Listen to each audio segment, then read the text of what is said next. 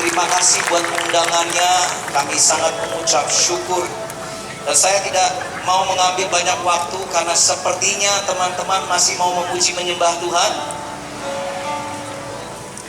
Berikan tepuk tangan juga dong untuk teman-teman dari Unlimited Fire Band yang sudah meninggalkan panggung dengan cepat sekali, langsung menghilang. Izinkan saya hanya dalam beberapa menit ke depan membagikan apa yang ada di hati saya tentang berdampak bagi dunia. Berdampak bagi dunia.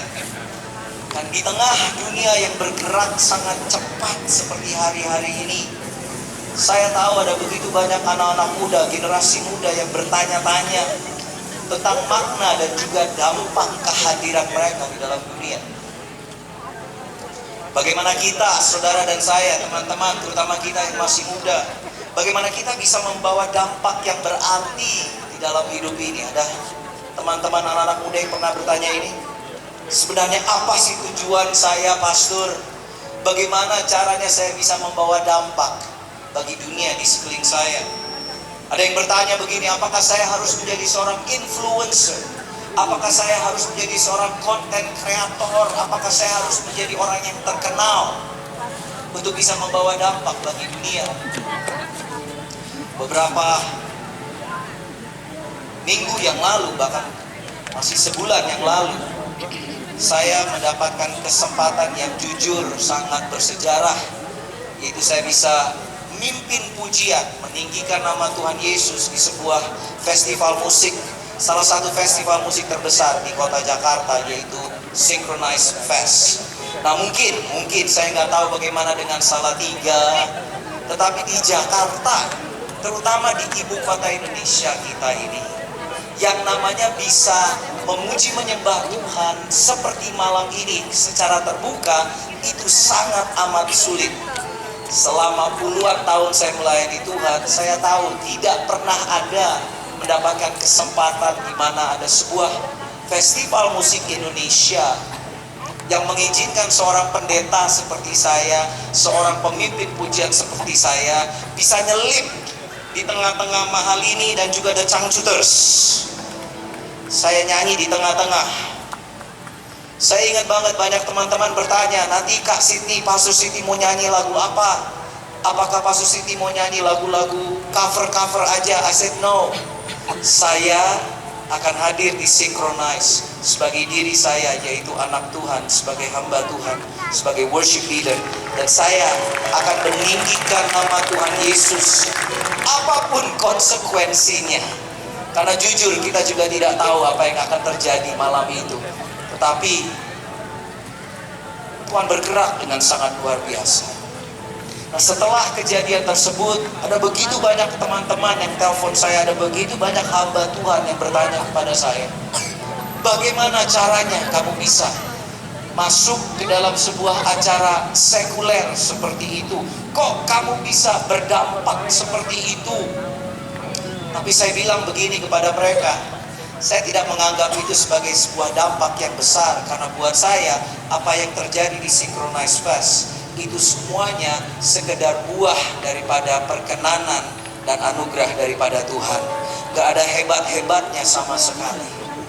Malam ini saya ingin menjawab kepada teman-teman bahwa untuk menjadi dampak bagi dunia itu tidak dibutuhkan sebuah panggung seperti ini.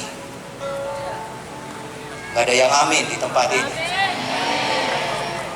Karena ada banyak anak-anak muda yang berpikir bahwa untuk bisa membawa dampak yang besar, kita harus menjadi orang terkenal, melakukan seperti apa yang saya lakukan, bisa bernyanyi atau memimpin pujian di kalangan di hadapan ribuan orang. But let me tell you something, bahwa sebenarnya panggilan Tuhan bukanlah supaya setiap dari kita berdampak secara demikian. Jika teman-teman ada yang terpanggil untuk melakukan itu, good for you. Tetapi setiap dari kita semuanya mempunyai andil dalam membawa dampak dalam dunia kita masing-masing. Nah, jawabannya terletak di mana? Jawabannya terletak pada panggilan fundamental kita.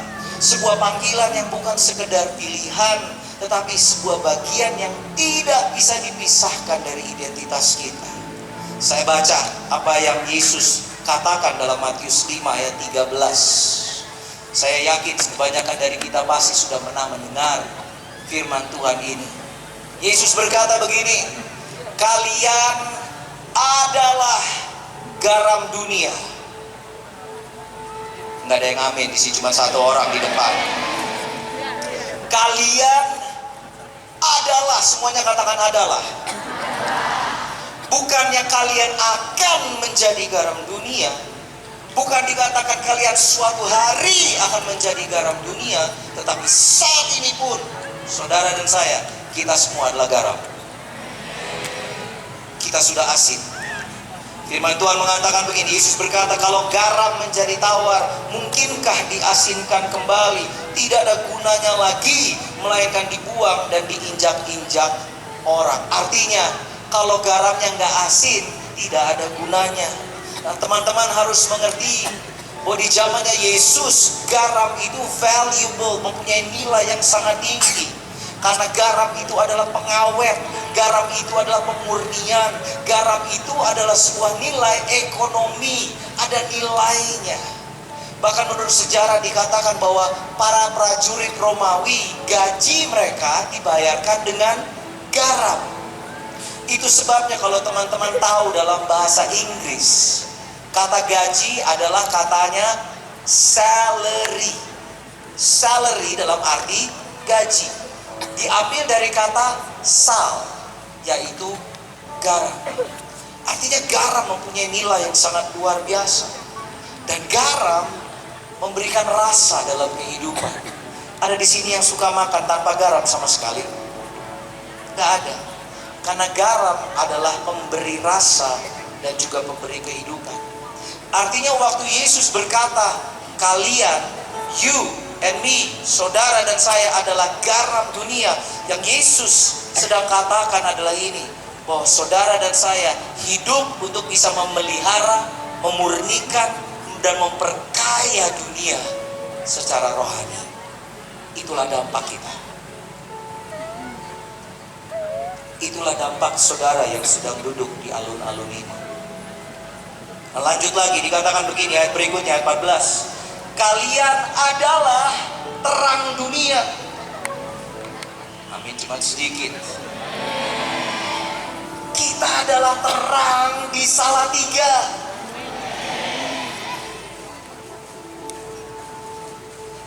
Seringkali yang saya temukan, bukannya kita tidak tahu identitas kita. Karena saya yakin banyak dari kita, ribuan teman-teman pasti sudah mendengar firman Tuhan ini. Bahwa kita adalah garam, kita adalah terang. Namun masalahnya adalah ini. Kebanyakan dari kita tidak berjalan sesuai dengan identitas kita. Firman Tuhan mengatakan begini, kota yang terletak di atas bukit tidak dapat disembunyikan. Tidak ada orang yang menyalakan lampu lalu menutup lampu itu dengan tempayan. Ia malah akan menaruh lampu itu pada tempat lampu supaya memberi terang kepada setiap orang dalam rumah. Artinya you and me, saudara dan saya di kota Salatiga, kita adalah terang dunia untuk bisa membawa bimbingan, kehadiran Tuhan, bisa membawa kebenaran firman Tuhan dan juga harapan kepada dunia. That's our job. It's not just what we do, but it's who we are. Bukan sekedar apa yang kita kerjakan, tetapi membawa dampak bagi dunia di sekeliling kita adalah identitas setiap pengikut Kristus. Tapi sayangnya, ada begitu banyak generasi muda, ada begitu banyak orang yang selalu berkata, oh jangan lihat saya, lihatlah Bapak Pendeta A, lihatlah Bapak Pendeta B, lihatlah dia yang mimpin pujian. No, it's our identity. Ini semua adalah identitas kita. Dan bagaimana bentuknya menjadi garam dan menjadi terang di dunia yang modern seperti hari-hari ini? Mudah. Sebenarnya gampang. Dalam perkara-perkara kecil yang bisa kita lakukan. Contohnya dalam medsos. Mungkin teman-teman melihat sebuah konten yang viral. Dan ada begitu banyak komentar yang saling mencaci maki satu dengan yang lain. Karena ada yang tidak setuju. Mungkin saudara bisa menjadi garam hanya sekedar saudara memberikan komentar. yang inspiratif, positif, dan yang menyejukkan. It's as simple as that. Semudah dan sesederhana itu. Mungkin di kampus kalian atau di sekolah kalian, di mana ada teman-teman kalian yang lagi stres dengan semua ujian atau dengan semua pressure daripada kuliah atau daripada sekolah, dan kalian bisa menjadi orang-orang yang membawa ketenangan dan damai. Itu adalah garam dan terang dunia. Artinya begini teman-teman, untuk membawa dampak bagi dunia tidak dibutuhkan panggung yang besar seperti